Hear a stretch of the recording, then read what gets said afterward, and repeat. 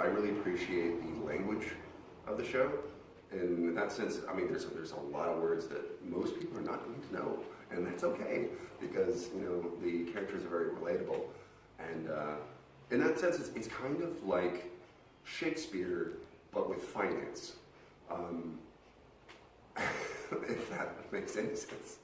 And it's particularly interesting that a female playwright takes on this world that is typically all about the men. I mean, I know this takes place on Wall Street in New York, but the ramifications of what happens in this show can be seen everywhere in day-to-day life, from towns as big as New York to towns as small as Olympia, Lacey. And you have to see this play because I think it's so wonderfully current.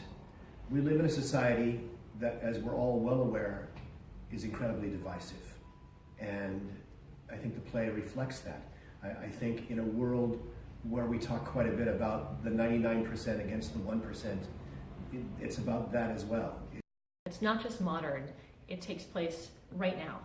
And the way people talk, the things that people say, I think are very familiar to audiences.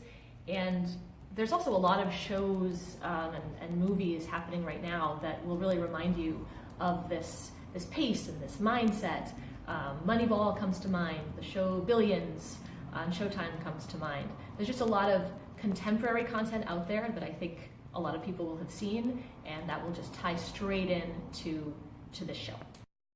I think the play allows us to understand the us versus them nature of this world, and what makes people tick, and how that although we live in a divisive world, there's more gray to our world than we may allow ourselves to believe. It's not just black and white.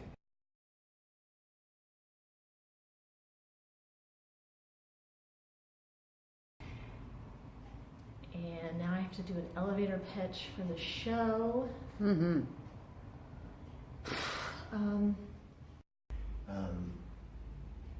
Yeah. Something like that. Mm-hmm. If you like Aaron Sorkin and you like the rapid dialogue of West Wing, come on down, see the show.